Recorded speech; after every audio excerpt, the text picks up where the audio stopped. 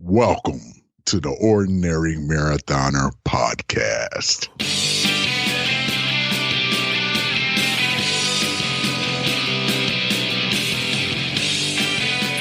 Hello and welcome to the Ordinary Marathoner podcast. My name is Coach Scott, and I'll be your host today. Guys, I got a great show for you today. I got a return guest, a regular on the show. We're going to bring him on in just a moment. As always, you can find this in the back episodes of our podcast at our website, ordinarymarathoner.com. Check that out if you get a chance. You can also find them at most of the major podcasting aggregators, Stitcher, TuneIn, iTunes, Google Podcasts, Spotify, all that good stuff. Check them out if you get a chance. You can also find us on our YouTube channel. Watch the video version of our podcast at our YouTube channel called Ordinary Marathoner. And if you're over there watching us there right now, do us a favor, hit that subscribe button. We could really use the subscribers. It really helps out the channel. Trying to build that out a bit, and your help is greatly appreciated.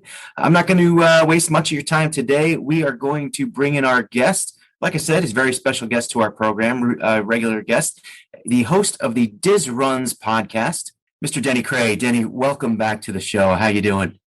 I'm doing well, Scott. Thanks for having me back. Good to reconnect again, chat a little bit. Look, hopefully have a little fun while we're at it. Yeah, I was on your podcast a few weeks ago. I want to thank you again for having me on. I do have a question to open up for you, which is, what is your favorite race distance and why? Didn't see that one. I had to hit you with that one. I think that it's been pretty consistent that it's the marathon for me. It's still a distance that I feel like I'm starting to really improve upon, which is always helpful. You know, you feel like you're doing halfway decent. That makes it a little more fun. But definitely a distance that I still feel like I haven't. I don't know if you ever really master it, but I'm not even close to mastering it. Seeing some improvement, hopefully a lot of additional room for more improvement, which, you know, the more times you run it, or at least the more opportunities you have for seeing some of that progress. But 26.2 is definitely a challenge. There's no, anybody who says that it's not a challenge is not telling you the truth, or they're just not running it very hard. There's some 100-miler. They're just out for a short run, a short 26-miler, just cruising. But if you're racing it, if you're pushing yourself, I feel like it is pretty good at pushing me to my limits physically, mentally, sometimes emotionally, most of the time emotionally as well. Which, you know, that's kind of the trifecta. So I enjoy the marathon. Well, let me ask you this then. Obviously, with COVID and everything going on the last year and a half, when was the last time that you actually ran one? Oh, my last marathon was January of 2020. So just before everything shut down, I did the Goofy Challenge at Disney World with the Leukemia and Lymphoma Society member team in training for that race. My first ever fundraiser charity runner situation.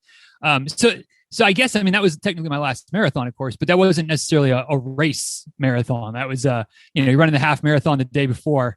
That's not exactly the best recipe to then just go out there and try to drop the hammer for 26.2. So, those days were like, the goal was to run halfway decent, but to basically stop every time that the characters or anybody was out for a photo. Cause for those unaware, a Disney race is a lot of characters that are out and places to take photos and just have some fun and some nonsense and things like that. So I would run until there was a spot to stop for a picture, and then I'd stop, get my picture taken with, whoever, Mickey, Minnie, whoever was out, move on to the next one. So it was a lot of stop start that day. I think it's one of those where, especially for the marathon, like you look on Strava and it's like your total time versus your moving time. Like there might have been about an hour, 45 minutes to an hour discrepancy because of the different lines and stops and, 25 characters or something like that. So it, but it was fun. And that was the goal for that day for sure.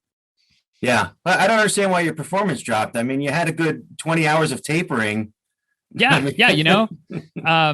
that situation, I actually had my shoes for marathon day, which was nice. I left my shoes in the hotel room for the half marathon because I'm that guy that shows up at a race with sandals on and then has the big shoes in the back seat, and had everything ready in the hotel room the night before.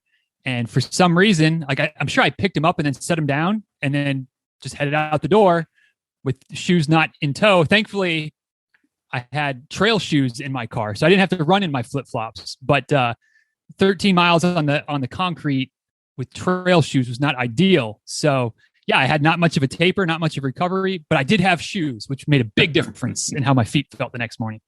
I feel like we talked about that before. I feel like I've heard that story before. Yeah, it must have been you must have been on the podcast like right after that race. Yeah, it could have been. It's been it's the joke that never seems to die. So now I just lean into it. Like instead, kind of like the whole Eminem 8 Mile thing. Like don't let them bring it up. Like bring it up first, and that way they can't hit you with it because you already put it out there.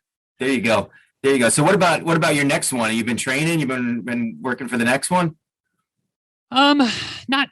I mean, I've been training. I've been, the last year, even in the COVID year, was my highest mileage year by a lot, and this year, looking like health, assuming good health the rest of the year, should be at least at, if not exceeding last year's total. But no real races as of yet. I kind of have the loose philosophy of stay relatively race ready and just kind of see what falls in your lap, if anything falls in your lap, and if not, like whatever. Might be eyeballing an ultra in November. Might be probably eyeballing a Ragnar trail situation, but that'll just be 15 miles over the course of a day. So that shouldn't be too something that I'll need to do too much extra training for. But yeah, no marathons, no road marathons planned as of yet. But subject to change as soon as the right thing, right possibility or right opportunity pops up. Right. And the Ragnar, of course, is always about the experience. It's sort of like similar to your Disney run. It seems more about the teamwork and the experience in the smelly van than it is about the actual That's the beauty of the trail Ragnar is it's the campsite. So you don't have the whole van situation necessarily. We're just hanging out and all have one big base with all of the runners and just kind of everybody takes their loops on the trail. So I don't know. I've never done it before, but I've heard nothing but good things, and it's been something that's sort of been on my list of it wouldn't be a bad thing to try, or I'd be up for it. And a couple people in my Facebook group were like, "Hey, are we ever going to do this?" And I was like, I said, I'd love to, but I don't have the bandwidth to do it right now. They took the reins and ran with it and said, "Hey, all right, who wants in?" And we got a team together, so I'm looking forward to it. Tag along, you might as well. I got to tell you, I never heard of the trail, like the trail series for Ragnar. And I, as much as I hear good things about doing that race, and I hear good things about the people who always seem to enjoy it and they want to go back and do more. I always like, all right, the van, and then it's like, to me, it's like the logistics of it all. I'm like, it doesn't draw me in as much as some other people, but to sit in the campsite and people do, like, I could see that being an option. It's kind of an interesting thing that they got going on there. Yeah. I mean, I don't know too much about the history and how long. I know that it's been around for at least a handful of years, because I've sort of, the one we're doing is like 20 miles from my house. So I have no excuse to have never done it before. And I've, and then you'd have the full distance. Right. and yeah, there we go. But plenty of like local friends have done it before. It's like I've kind of heard about it, but just never made it happen. But yeah, I mean, the idea, like not being cramped in a car, be able to stretch out a little bit, you don't have to wait for the finish line to everybody be having their beers between loops and stuff, because nobody's driving anywhere. So just, it's true. You can just hang out and party. And if you want to have a couple of drinks in between, like, I don't know that I will, but we'll see how it all shakes out. But it's just like, if Ragnar is supposed to be kind of a party anyway, I mean, this is just the party starts when the race starts and it ends whenever you want to wrap it up after the race is over. So it's right. Sounds like a good way to spend a couple of days just hanging out with a bunch of runners. Yeah, I agree. It's different. Now, you also mentioned perhaps doing an ultra. Is that something you've done before, or would this be a first for you? The one I'm looking at would be a first distance wise, or at least thinking about. And if I'm honest with myself, probably leaning towards doing it. But I've done 350Ks to this point. And this would be the step up into that 50-mile range. It'd be 45-miler.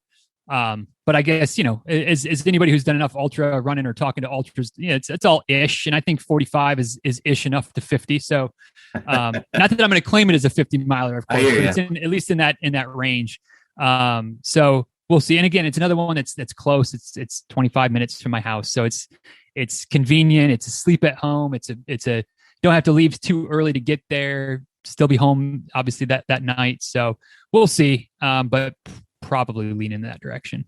Yeah, it's kind of interesting too, because you're kind of like, you nibble at that 50 distance, you get the couple 50Ks, and then you go to the 45. And if you survive that 45 and it either, you feel that challenge, you really enjoy the day and you say, hey, I could do this, I can get into this, ultra running, then you go and you're going to go for the 50. And it kind of like, it's like, you're just kind of nibbling at it. And that's an interesting way to attack it. It's the slippery slope. It gets us all, whether it's wherever your limit is, getting to that limit, there's always those options of it's only 45. That's a nice stepping stone. Like, I don't know about that, but we'll give it a shot. I don't know. I'm not committing yet, but I got 1 foot in the let's do it and see what happens. I tell you, I'm always, which 1 foot might as well be 2. Who are we kidding, right? And I've been in my own brain. I've been thinking about potentially doing an ultra. I was thinking about doing the Marine Corps 50K this year, but for a while there, it wasn't necessarily going to be in person. They didn't know, so I didn't register. And then I think they just opened up, and I'm not sure if they sold out or not. I'm pretty sure they did. So we didn't register. I booked other things that we have for the Philadelphia Marathon, some other things. I'm doing the Boston virtual as well, just for support. But I feel you, man. It's like you kind of get that little taste for a little bit more, and you a little bit more, like you said, slippery slope, and before you know it, you're moving to Colorado and.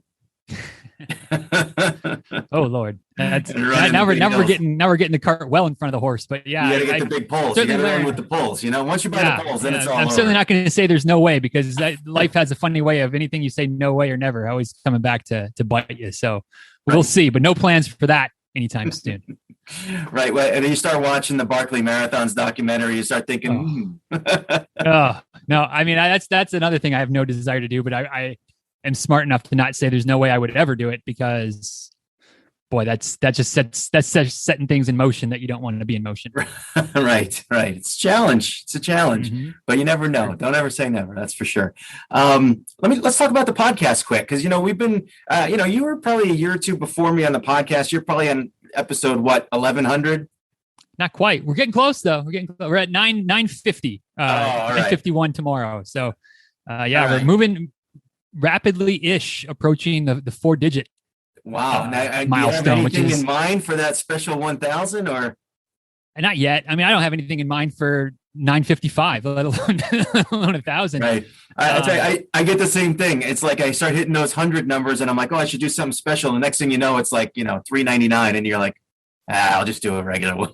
Yeah. We'll see. I mean, I don't know. It would probably make sense, like to do something for that one.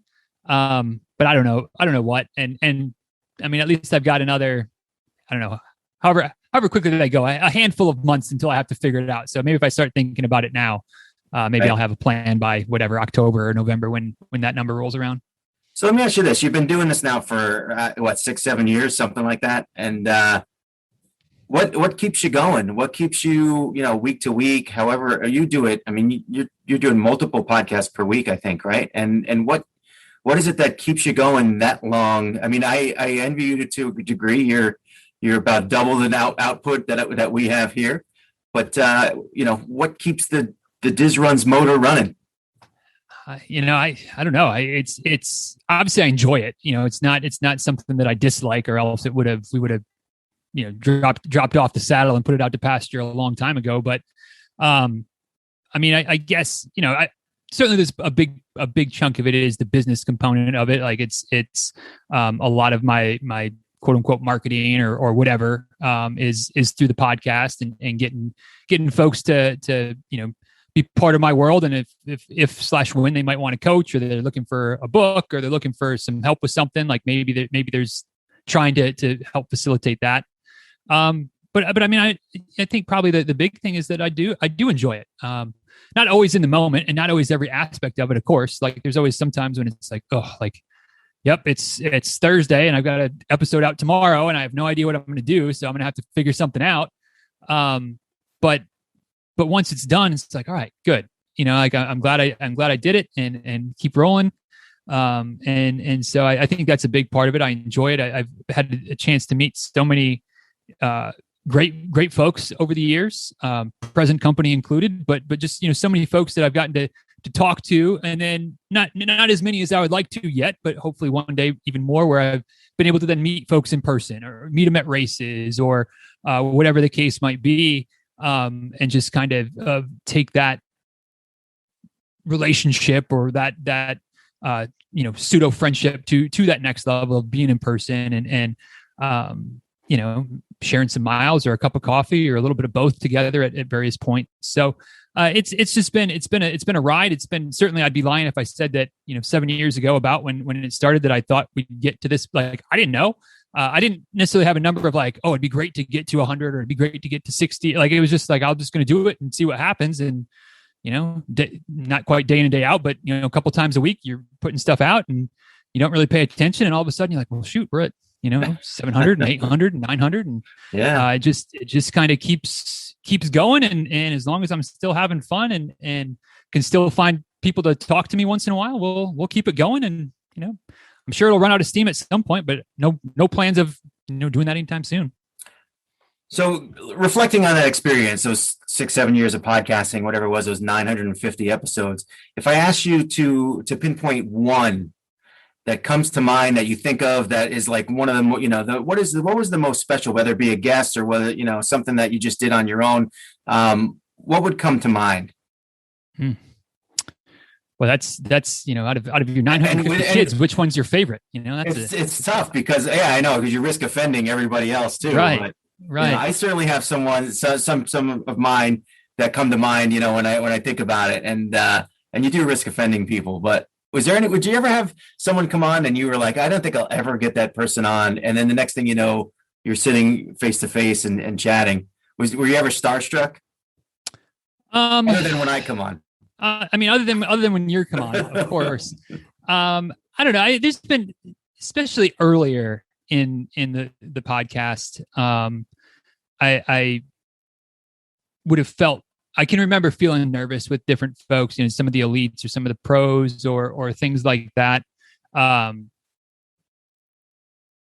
I don't know why. I don't know why, other than I just wasn't experienced. Like, I wasn't as comfortable. Probably it was, it just, maybe wasn't as confident in my ability to just have a good conversation, and felt like I had to have, tick all the boxes with all the questions and this and that and the other.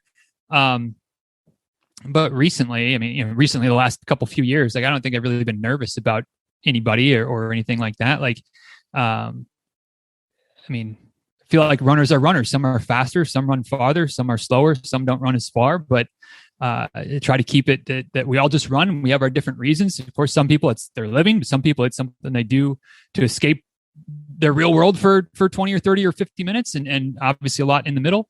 But we all have stories, and at the end of the day, like, again, we're all just runners, and so we can talk, and there's common ground there. At least that's how I see it. So it makes me less nervous anymore. But if I had to pinpoint, I guess maybe one of the more special ones. And I don't know if she can hear me or not, but my wife was on the show for like the 5-year anniversary, and kind of, like obviously that was special. Like, we were sitting at the kitchen table and just shooting the breeze back and forth a little bit. But kind of getting some of the behind the scenes, but 5 years later, from like the early days and from where we were when we started, and kind of how ridiculous it is that like it even did ever start, but then kind of became something, and then became a big part of my livelihood. And, just kind of going down memory lane a little bit from, reflecting on 5 years of the podcast and stuff like that was pretty good. And not just saying that because it's my wife, but definitely like, like that was a good answer. Special one. Yeah. As a matter of fact, that was the right answer. That was the answer. Absolutely. Good job. So you mentioned books before. I know you wrote one. Any plans to write another? Oh yeah, plans to write another 2 or 3. Don't ask me for anticipated release dates on any of them, though. Sort of pseudo have started the next one, I guess, or started writing it, but it's the loosest definition of sort of have already started writing it. I don't know. I've started writing it a couple times, so maybe there's a few thousand words between the couple different iterations of trying to get started with it. It's just been one of those things that it's too easy to get to put it on the back burner because this has to get done, or this has to be done, or the podcast, or the coaching, or an email needs to be written, or I just want to go for a walk, or, like it's so many things that kind of get in the way from making it because I haven't made it the priority that I would like it to be. But yeah, there's work on, the working title is Marathons and Metaphors. Again, don't be holding your breath on it. It's still a ways out. But kind of looking at some of the lessons that I've learned, and also planning to tap into stories from people that have been on the podcast and some of the lessons or things that running has taught them at various aspects of their lives or various aspects of their running journey. So the picture I have in my mind is that it could be a really good book if it comes out, if I take the time to do it well, but actually get started and do it so that I can do it well. I think it could be a pretty good book, but I don't know. I got to get to work on it first before we get too far ahead of ourselves. And it seems like it's like kind of drastically different idea from the first one. The first one was more of a guide written as a coach with advice on how to train. This one seems more personal. Is that intentional? Yeah, definitely. Like the first one is definitely all about, it's basically just, here's my coaching, like how I put plans together. And for those that are ready to move on from a, free downloaded one size fits all plan, but are not at the point financially or otherwise to hire a coach to do it for them. Here's some steps. Here's a way to maybe even take that one size fits all plan, but then customize it, tweak it, actually make it your plan and not just this generic thing. Which is, I like it. I think it's helpful. I've heard from a lot of folks that it's helped them prepare for, various races and whatever. But then, this would be totally different. It'd be more of I don't know if it's I don't know what exactly what genre it would fall under as far as motivational or whatever, but just, kind of a different, definitely not a guidebook, something that would be more of, the kind of book that you'd sit down over a winter weekend or over a week at the beach or something like that, and hopefully read and enjoy and maybe see some of yourself in a lot of those stories as well. A lot of the lessons and things would be like, oh yeah, like I can relate to, so-and-so story. I can relate to that type of moment and maybe bring back some of their memories as well as they're reading through and things that they've learned along the way. Yeah, that's great. You have like stories of the people that you coach, because I know you. So let's, as a matter of fact, without even that, let's just go over to the coaching. Let's talk a little bit about the coaching. And I know for me, I put the podcast together and we do our live streams and stuff, and we have our team. But for me, nothing beats that sort of one-on-one interaction with an athlete and guiding them to some sort of success or to finish a goal that they perhaps never thought that they could achieve. Is that sort of like what got you into coaching? What keeps you going? Getting into coaching was another one of those no real plans to necessarily do it, but I don't want to say it fell in my lap because it's not quite accurate, but just kind of, looking at an opportunity going, well, let's see what happens. My background is in athletic training. So I've always kind of been in the sports medicine, exercise science type of field. And I did my master's work in exercise science as well. And, doing the podcast, talking to runners, sharing some stuff. And I had a few people that reached out and said, do you coach? And after saying no 2 or 3 or 4 times, it was like, well, maybe. And I had kind of started building an email list. So I, just sent an email out saying, I'm thinking about trying this. And I don't have an RRCA thing, but I kind of feel like I have enough of the equivalent of 6 years of college and post grad work that's got to be equivalent to the weekend or the online courses or things like that. And certainly not disparaging those, but just like, I don't have that credential, but I think I'm equal enough that I'm comfortable doing it. So if you're thinking about, if you're interested, let me know. And had a few people raise their hand to try to help me work the kinks out and kind of get some things figured out from just the logistical side of things. And, it was just kind of, I guess it was kind of my side hustle, before there was a side hustle, it was kind of my side hustle. And, it just kind of kept picking up a couple folks here and a couple folks there. And I was doing like personal training at the time. So it's still kind of self-employed. But I don't know, not that I didn't enjoy that, but it was out, obviously doing that type of thing in person. There's a lot of hours that you're not home, especially with how I was setting up my business. I was doing a lot of stuff in the morning. So by the time I'd get home from morning appointments, my wife would be leaving for work. So I'd not see her really then. And then she'd get home from work in the afternoon and I'd be going for my evening appointments. So like it was just, and then once we added a baby to the mix, and it was even more of like, man, I'm just never home when anybody else is home. And by then I'd had enough kind of, starting to really build up the running coaching side of things and, as it just kind of progressed, and I'd get more and more running coaching clients, and then I'd be losing some personal training clients. But it's just like, wow, now I have an evening. Now I have 2 evenings at home. Now I have, like, start to be like, I don't really want to refill the calendar there because I like being home and not being missing out on family time all the time. And just kind of got to the point where I still had a couple of really good long-term personal training folks I was working with. But the running stuff had built up enough that I could just be like, you know what, it's been great and I appreciate it, but it's time to move on to the next phase. And so it's just kind of built up organically over, 4 or 5 years now. And hopefully I'm confident that I've gotten better as a coach, as a communicator, as figuring things out and able to help folks. And again, no plans 5 years ago of being where I am today necessarily, but enjoying the ride and hoping to kind of keep this ride going for a while as well. So, you talk about being sort of a hands-on personal trainer, kind of being there with the athlete and walking them through workouts and sort of seeing them face to face. And I'm kind of assuming that most of your running clients are more of a virtual, since you said you weren't really doing that kind of one-on-one personal trainer in person. Do you get the same, now, having done them both, do you get the same sort of flavor or sort of like that coach, I would say call it almost a coach's high when someone succeeds, or is it a little bit different since you're not face to face? How do you rank, like, sort of compare the virtual version of Denny the coach versus the person to person, face to face? Right. It's definitely different. It's kind of maybe you're almost an equivalency of like, road running versus trail running. Like, yeah, they're both running, but really they're kind of different beasts altogether. And I feel like it's the same thing with online coaching versus and again, whether it's personal training, whether it's any type of coaching. I definitely get really excited with the wins. I feel like it's maybe a lot, I don't know if easier is the right way of saying it, but the race day situation is a lot more of kind of where maybe where the wins are, or like those are the big moments, right? Versus in the personal training world, and when you're day to day, it might not. There, at least with the clientele that I had, there wasn't very often like a big thing that they were working towards. So it was kind of that week by week, month by month progression. That look back, after a quarter and be like, wow, before we were doing X and now we're doing 2X in different exercises or things, or you've lost weight or you've lost inches or whatever type of goals they were working towards.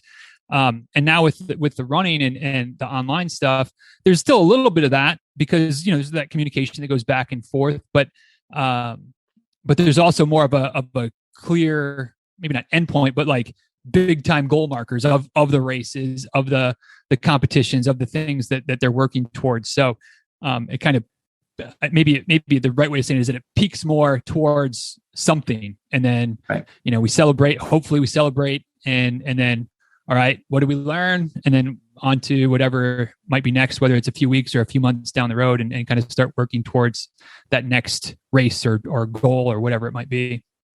So are you like, so I get like this is why I'm asking you the question. So when you have a client who's doing a big race, they're a race that you've been training for months for, and they're out there and they're running, and you're 700 miles away. Are you pacing? Are you nervous? Are you thinking about what's going on? And do you have their family like somewhere like giving you updates? Or I love that sometimes I get some updates. I have clients who their husband might like start shooting me messages, and they're for me and doing triathlons, like she's out of the swim, she's on the bike, and I wind up like sitting there like an expecting father, like pacing back and forth. Yeah, I'm definitely checking in on runner tracking or whatever. Obviously, it depends on the race and who's there and whatnot. But yeah, any little bits of insight or any little bits of and obviously with tracking information for a lot of races available, it's not uncommon. Hopefully, won't be uncommon soon, but certainly pre-pandemic to have text messages going off for the better part of 4 or 5 or 6 hours on a Saturday or a Sunday because I got somebody running here and somebody running there and somebody running on the West Coast and somebody running on the East Coast, and the early morning start and the later afternoon start, and just, getting all of the updates throughout the day, or whatever the case might be, kind of keeping track of, all right, like who's who and what's running, where are they running, where, all right, well, we're only 10K into the marathon and they're kind of right at their pace. So hopefully they're there intentionally. Hopefully they're not struggling to be, kind of open the best, but not knowing all the details, just seeing the hard numbers and kind of waiting to see how it shakes out. But yeah, it's especially for those big races that, they've been focused on for 8 months, 10 months, 12 months. It's like, I'm a bit of a nervous Nelly on those days for sure. Yeah. Yeah. And, I think, I took some words of advice from you a couple, I think either last time or maybe 2 times ago when you were here, and I was just starting to coach, and I asked you if there was anything that you could any advice you could give me, and I think your response was kind of find your own niche and be yourself as a coach. Very good advice too, and I actually often think of that. What would you say is there, because one of the things you and I were talking about before the podcast, we were talking about whether or not we were going to talk about coaching, because there's like an overlap there and we don't want to step on each other's toes, but neither one of us really cares. And I think that's one of the reasons why, I like having you back on the show all the time, because it's just about productivity, is about treating your clients right. And we talked about, it's not necessarily that I want every client. I want the clients that are right for me. And if they're not right for me, I want my clients to find the right person for them. Is that sort of, you have similar theories? How are you, do you take your own advice when it comes to finding your own niche and being yourself as a coach? Yeah, I certainly try to. I don't know if I'm as always as perfect. It can be a little bit tricky because, of course, and thankfully now I'm kind of at a point where I guess I can be a little bit more selective, because I have a good base of folks, and a lot of folks have been with me for a long time. So I hope that means that they're happy and they're not ready to leave or anything like that. But I think that part of that comes from, or at least hopefully part of that comes from, finding the right people, finding the right, having the right relationship, having the right fit between the athlete and the coach. Because, and this is me painting with a broad brush and maybe not entirely true, but, for the most part, coaches, if they're qualified, if they know their stuff, it's not a lot of new stuff under the sun. There's not a lot that separates, any running coach, any triathlon coach, as far as unique, this is some trade secret, style of training that I have. It's the fundamentals are the fundamentals. And so what really separates folks, I think, my belief at least, what separates folks is, do you relate well to me? Do we speak the same language? Not obviously the exact language, but do we communicate well? Because we can both speak English, but we cannot understand each other very, very easily. And if that's the case, then we're not going to work well together, because I'm going to be asking you to do one thing. You're going to be hearing me ask you to do something else. And we're going different directions, as opposed to rowing our boats in the same direction. So, I think that finding the right folks and getting into, being true to yourself, being honest with who you are. And by doing that, I hope that means that, the folks that have been with me for 2 years, for 3 years, for 4 years, I can honestly say it's not because I'm the world's greatest coach. I'm good. I'm confident that I know my stuff and that I can help folks, but I can really help the right folks. And I think and I hope that those people that I have that have been around for a while are the right folks for me, because if they weren't, we probably wouldn't have made it for 3 years or 4 years or whatever, because there would have been some type of conflict, or they wouldn't see the results or whatever, and we would have parted ways. So yeah, I think that having that relationship is the most important thing. And then everything else, not that it just falls into place, but it's figure outable at that point, as long as you're really feel like you're on the same team together. Because if you don't have that, then you're in trouble. Yeah, I couldn't agree with you more on pretty much everything you just said. But that being said, you mentioned earlier that before the call that there was something that you have going on with your coaching in terms of consultations and things like that. Feel free, shoot it out if there's some information you can give us.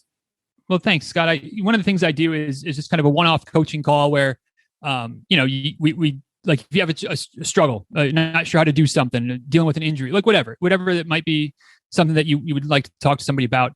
I'm kind of like, I have them for sale, but just kind of an offer for people listening. If that's something that you want to do, and it's not a sales call by any stretch, like it's just, if I can help you, get on the phone and we'll talk.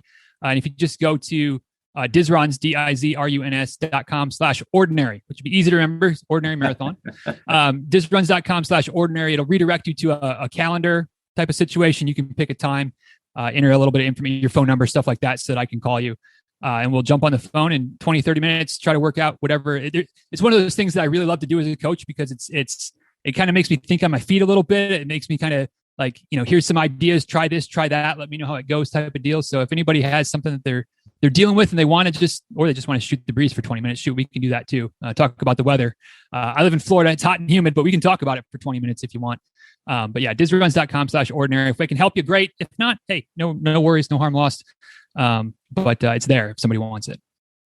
Yeah, it's funny you even say that, because I've actually had a bunch of, like I would say prospective clients call me, and as long as I take that, even the ones that don't necessarily hire me, but just ask questions, some of the best conversations, and I wind up learning just as much as they do. And they may not hire me because the goals aren't there, it's not a good fit, or it turns out that they just didn't want to hire a coach and they want to do it on their own. But some of those conversations are super productive. So, I encourage anyone out there to go check that out. And of course, even though it says ordinary, what's my commission on that? You get 50% of that free price. 50% of zero. There's that. That's awesome, Denny. Anything else you got going on in the community? And what do we miss? Let's throw some websites out there. I know you got your Facebook group, all that good stuff. I love your mailing list. The weekly email that I get. I mentioned this on your podcast. I am astounded at your ability to come up with something brand new every single week. Very impressive. Oh, well, thanks. That's something that's also been a learned skill over the years of trying to keep notes or pay attention to various things going on in my life, and then find that tie-in, that spin to relate it back to some type of running lesson or running thought or whatever. So yeah, I try to write a decent email at least once, maybe twice a week. Kind of like my blog, those kind of serve as my blog posts. Like I don't really do any blog posts anymore, but those are kind of my blog outlet. But yeah, if you want to check that out or anything, DizRuns.com is the home base, is the website. All kinds of odds and ends and past videos and articles. I'm at DizRuns. I'm pretty much all things social media. The DizRuns tribe on Facebook. I don't like Facebook, but I really like our group. So it sucks me in to check Facebook more often than I would like to, because I just see what's going on. And I'd like to think it's a pretty good group of folks that pretty supportive of each other, but we all like to still have some fun and crack some jokes. And I get to be the butt of the joke most of the time, but there's a few others that have put themselves out there enough in the group that they've also become the also butts of the jokes on occasion. So, if you need another Facebook group, which I don't know that any of us need if you want another Facebook group to be in a bunch of runners and talk about running, you can check that out. But yeah, I mean, I'm pretty easy to find with DizRuns. If you just search anything DizRuns anywhere, you'll probably find me, and certainly happy to talk about running or whatever else with anybody that's interested. So, yeah, that's that, I guess. Yeah. Well, listen, man, best of luck to you on everything and all that stuff you got going, the coaching, the podcast, the book, the potential ultra, the reg. You got lots going on, man. I know how you feel. I know. Never a dull moment. If I can only figure out a way to have a few extra hours in the day, we might make some progress on some of these things, I know, right? That would be a good invention somehow, just extend it. Maybe like a plane that flies faster than the time zones. I don't know. I'm thinking. Right. Yeah. So, something playing around with that, or, it's just some way, squeeze an extra hour or two in the day. And, until then, I guess I just got to get focused and get to work. Exactly. Well, listen, man, thanks for coming on the show. It's always a pleasure to have you. And it's nice. I think you probably take the lead now with most appearances on the podcast. So appreciate your availability. Always absolutely. Anytime I can pad my lead, you just let me know. We'll make it happen. All right, ladies and gentlemen, that was Denny Krahe from the DizRuns podcast. Thank him so much for coming on the show. And we're going to try to have a guest every week going forward. It's nice to have Denny as one, as we return back to our format, bringing in guests once a week. Nice to have Denny come and join us. And that's all we got for today. We'll see you guys next week. And remember, every day is an ordinary day unless you make it extraordinary. So get after it.